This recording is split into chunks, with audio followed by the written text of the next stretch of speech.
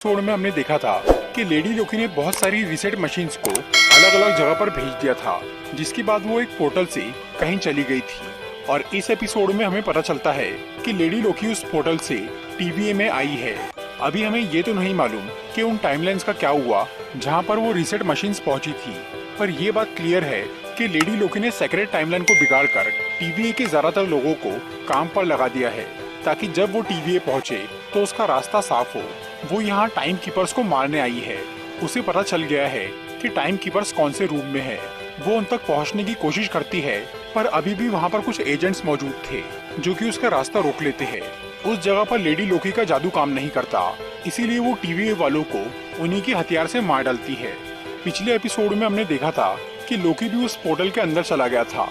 पहले तो हमें ये लग रहा था कि लेडी लोकी ने जानबूझकर वो पोर्टल खुला छोड़ा है ताकि लोकी उसके पीछे आए, पर यहाँ हमें पता चलता है कि लेडी लोकी ने जल्दबाजी में वो पोर्टल बंद नहीं किया। फिर लोकी भी टीवीए पहुँच जाता है और वो लेडी लोकी को ढूंढना शुरू करता है। उधर लेडी लोकी सभी एजेंट्स को मार के टाइम कीपर्स तक पहुँचने ही वाली थी कि तभी लोकी वहाँ आ जाता है और वो उसका रास्ता रोक लेता है। फिर उन दोनों की लड़ाई चालू हो जाती है, पर तभी टीवीए की जज वहाँ पर आ जाती है और वो उन दोनों को मारने के लिए आगे बढ़ती है। लेकिन तभी लोकी लेडी लोकी की वो मशीन लेकर एक पोर्टल ओपन कर देता है और वो दोनों वहाँ से कहीं और पहुँच जाते हैं। लेडी लोकी के पास टीवीए की वो मशीन थी जिसे टाइम पैड कहा जाता है। उसी की मदद से वो टाइम ट्रेवल कर रही थी। उसने टाइम पैड में ऐसी बहुत सारी लोकेशन सेव करके रखी थी जहाँ पर तबाही आने वाली है, ताकि वो टीवीए वालों से बचने के लिए तुरंत वहाँ पहुँच सके। जब टीवीए की जज उन दोनों को मारने वहाँ आई, तब लोकी ने वो टाइम पैड ले लिया और उसने उसमें की एक लोकेशन का पोर्टल ओपन कर दिया, जिससे वो दोनों सन 2077 में लेमेंटिस 1 नाम के एक चांद पर पहुंच जाते हैं। वहां पहुंचते ही उन दोनों में टाइम पैड के लिए लड़ाई शुरू हो जाती है, पर आखिर में वो टाइम पैड लेडी लोकी को मिलता है। लेकिन अब उसकी बैटरी डाउन हो गई थी, इसीलिए वो काम नहीं करता। फिर लोकी उससे वो टाइम पैड छीन लेता है और उसे अपने जादू से गायब कर देता है। उन दोनों में और लड़ाई होने वाली थी, लेकिन उस जगह जब तबाही शुरू हो जाती है तो वो दोनों रुक जाते हैं। लेडी लोकी ये बताती है कि उस टाइम पैड में जितनी भी तबाही वाली जगह सेव थी, उनमें से ये सबसे भयानक जगह है, क्योंकि उस चांद पर एक ग्रह टकराने वाला है और 12 घंटे बाद वो जगह तबाह होने वाली है। वो दोनों एक दूसरे की जान के दुश्मन थे, पर लेडी लोकी को वो टाइम पैड चाहिए था, इसीलिए वो लोकी को मार नहीं सकती थी, क्योंकि उसने वो टाइम पैड अपने जादू से गायब किया था। अगर वो मर जाता तो वो टाइम पैड कभी नहीं मिल पाता। और लोकी को ये नहीं मालूम था कि उस टाइम पैड को रिचार्ज कैसे करते हैं। इसके लिए उसे लेडी लोकी की जरूरत थी, इसीलिए अब वो दोनों साथ मिलकर टाइम पैड को चार्ज करने के लिए पावर सप्लाई ढूंढना शुरू करते हैं। और उसे चार्ज करने के लिए बहुत ज्यादा पावर की जरूरत थी, और ऐसा पावर सप्लाई वहाँ मिलना थोड़ा मुश्किल था। फिर वहाँ पर वो दोनों एक औरत से मिलते हैं जो उन्हें बताती है कि उस चांद पर रहने वाले सभी लोग एक रॉकेट के जरिए वहाँ से निकलने वाले हैं। लेडी लोकी वहाँ जाने का फैसला करती है, क्योंकि उस रॉकेट स्टेशन पर टाइम पैड को चार्ज किया जा सकता था। उस औरत से उन्हें ये भी पता चलता है कि उस रॉकेट स्टेशन पर एक ट्रेन के जरिए पहुंचा जा सकता है, इसीलिए वो दोनों वो ट्रेन पकड़ने के लिए निकल जाते हैं। रास्ते में लेडी लोकी ये बोलती है कि उसे लोकी नाम पसंद नहीं था, इसीलिए उसने अपना नया नाम रखा है, जो कि है सिल्वी।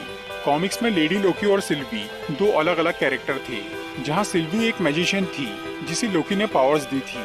तो इस सीरीज में भी ऐसा हो सकता है, मतलब सिल्वी लोकी हो ही ना और उसे किसी दूसरे लोकी ने पावर्स दी हो। फिर वो दोनों उस ट्रेन तक पहुंच जाते हैं, पर उनके पास टिकट नहीं थी, इसीलिए वो अपने जादू से गार्ड्स को बेवकूफ बनाकर ट्रेन में घुस जाते हैं। अब तक उन दोनों में थोड़ी दोस्ती हो गई थी। वो दोनों कुछ देर बातें करते हैं, फिर सिल्वी थोड़ी देर वहाँ सो जाती है, क्योंकि वो काफी थक गई थी। उतनी देर में लोकी वहाँ बहुत पी लेता है और वो ट्रेन में नाचना गाना शुरू कर देता है, जिसकी वजह से गार्ड्स को उस पर शक हो जाता है और वो उसे पकड़ने आ जाते हैं। फिर लोकी और सिल्वी उन गार्ड्स को मारना शुरू करते हैं, पर वो गार्ड्स लोकी को ट्रेन से बाहर फेंक देते हैं। और क्योंकि वो टाइम पैड लोकी के पास था, इसीलिए सिल्वी भी उस ट्रेन से कूद जाती है।